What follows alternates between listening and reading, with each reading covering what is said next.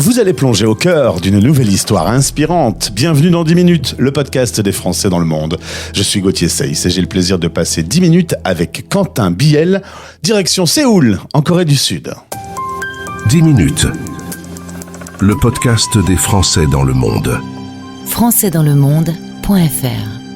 Une destination qui fait rêver les plus jeunes aujourd'hui, la Corée du Sud. 8 heures de plus que la France. Quentin a terminé sa journée de travail. Bonjour et bienvenue sur la radio des Français dans le monde. Bonjour Gauthier, merci de me recevoir. Alors on va échanger ensemble. Il faut dire que tu es le lauréat du prix de l'expatriation de Racine Sud, les Occitans dans le monde. Tu as raflé le prix Jeune Expat. Il faut en profiter de ce titre, parce que ça dure pas éternellement. Ouais, effectivement, bientôt la trentaine, donc j'en profite. 29 ans aujourd'hui, on te retrouve à Séoul. On va revenir sur ton parcours. T'es né à Paris, mais à 18 ans, tes parents prennent la direction de Nîmes, en t'emmenant dans les bagages, évidemment. Là-bas, faire les études, c'est pas si simple que ça. Tu te retrouves serveur et dans un resto, tu rencontres un chef de secteur de chez Orange et en discutant un peu avec lui, tu décroches un apprentissage BTS de 2 ans. Tu te souviens de ce culot que tu as eu ? Oui, bien sûr. On a eu l'occasion d'en parler un petit peu avant, mais étant quelqu'un de très bavard, je me suis rendu compte que des fois, il fallait peut-être être un petit peu opportuniste. Et en parlant avec des clients qui ont pris leur temps pour manger, j'ai pu décrocher une pré-opportunité parce qu'il a fallu passer après tous les entretiens et les process classiques. Mais en tout cas, j'ai pu savoir que des apprentissages étaient disponibles proches de chez moi. Alors, à 21 ans, tu vas repérer une annonce pour travailler chez Apple, direction l'Irlande. Là, cette fois-ci, on déménage un peu plus loin. C'est en Europe, mais c'est quand même une nouvelle vie. Tu te souviens de tes premiers jours loin de chez toi ? Ah oui, je pourrais pas les oublier, puisque pareil, ça s'est fait un petit peu sur un coup de tête. J'ai tout quitté en un petit peu moins de 2-3 mois pour partir vivre là-bas, et j'ai atterri en Irlande un jour avant la finale de la Coupe du Monde 2018, donc je m'en souviens très très bien parce que je ne l'ai pas vécu en France. Et c'est vrai que c'était un chamboulement complet. J'avais jamais vécu seul de ma vie, donc partir à l'étranger, en plus de ça, sans savoir les papiers, comment ça fonctionne. Mon anglais n'était pas forcément parfait non plus, donc c'était vraiment l'aventure comme on l'entend.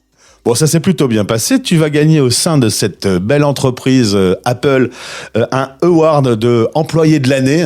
Ils aiment bien ça, les Américains, des beaux titres. Tu arrives à travailler dans le domaine des réseaux sociaux.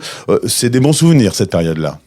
Oui, c'est vraiment des bons souvenirs. Je pense que ça m'a aussi appris beaucoup de choses. C'est pas forcément facile puisque c'est très processé dans les grandes entreprises comme ça. Mais j'ai énormément appris et aujourd'hui ça me sert toujours. Donc c'était très formateur. Tu vas un jour déposer un CV sur LinkedIn qui va faire un carton, 200 000 vues s'il te plaît. Et là tu es repéré par Dassault Systèmes.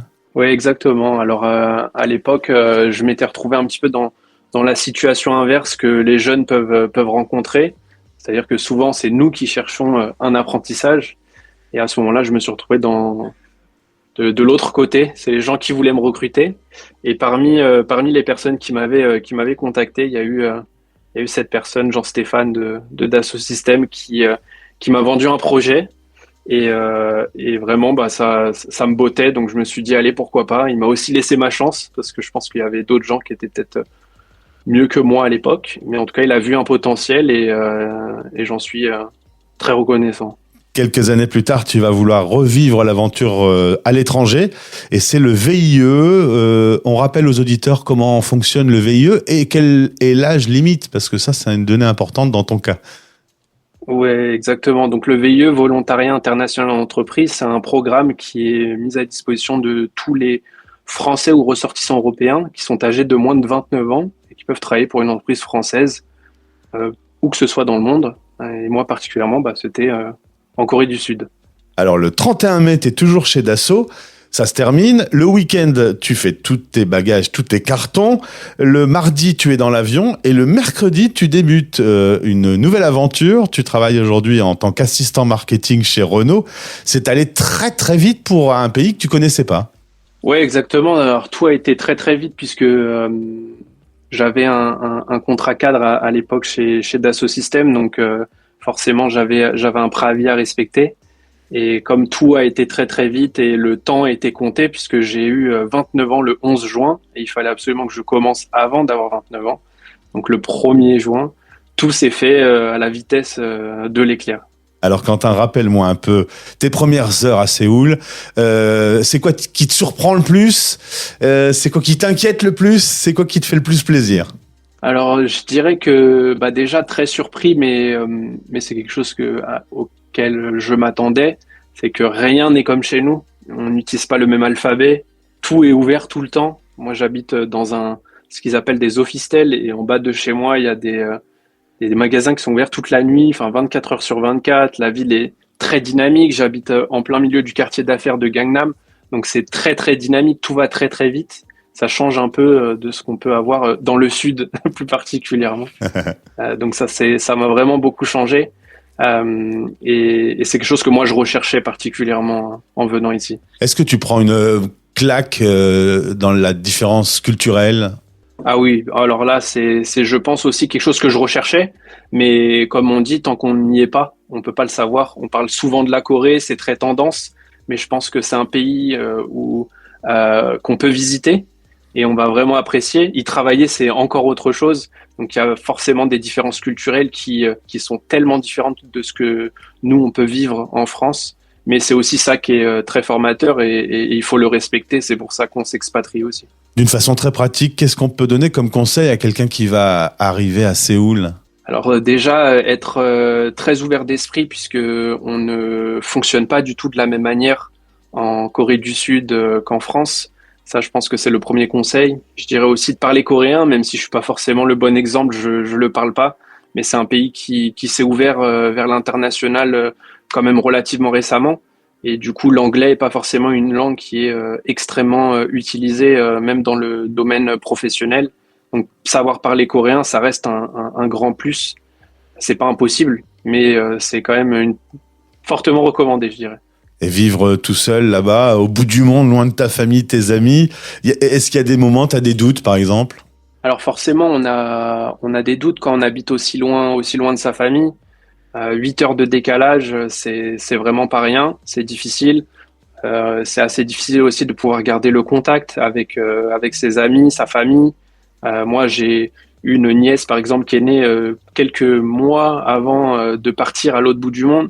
Donc forcément, maintenant, quand je vois des photos, c'est plus un bébé.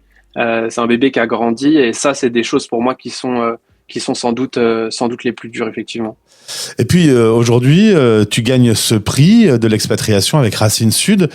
Tu me dis, je prends facilement du temps pour répondre à des questions qu'on me pose justement sur pourquoi pas aller vivre à Séoul. Tu dis, j'aurais bien aimé que quelqu'un fasse la même chose pour moi il y a quelques années. Oui, bien sûr. Alors, je pense que le mentorat, c'est quelque chose qui pour moi est très important. J'ai toujours chercher de l'inspiration auprès des personnes qui m'inspirent tout simplement. Ça peut être des gens au travail, ça peut être des gens de ma famille. Mon grand-père, par exemple, sera mon inspiration de toujours.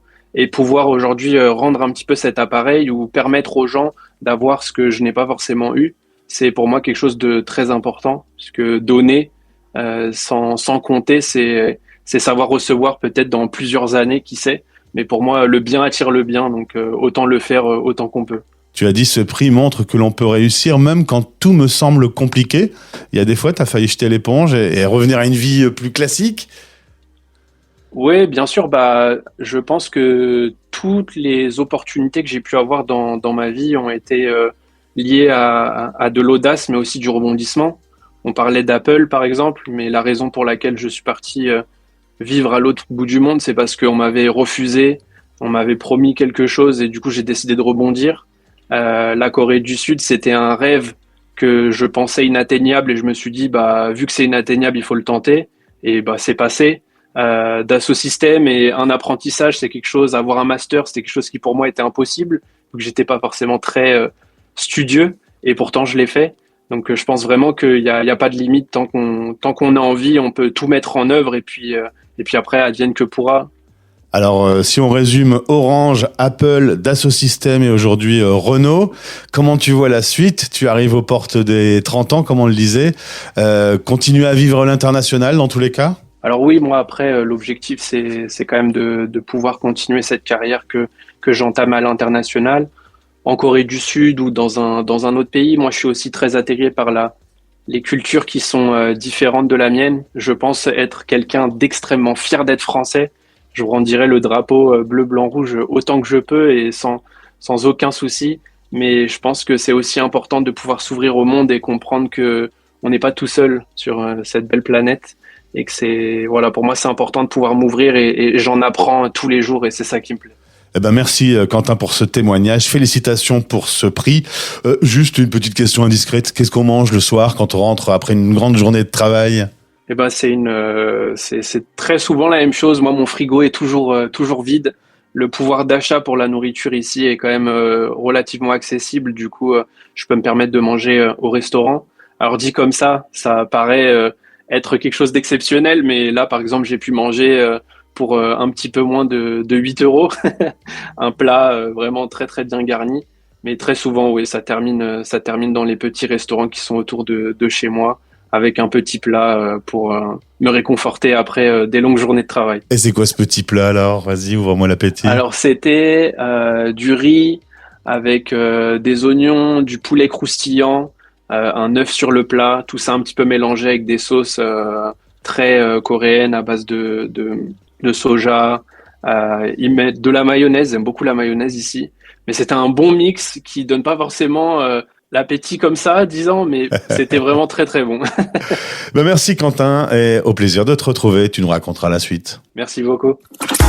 Français dans le monde. Vous écoutez La Voix des expats.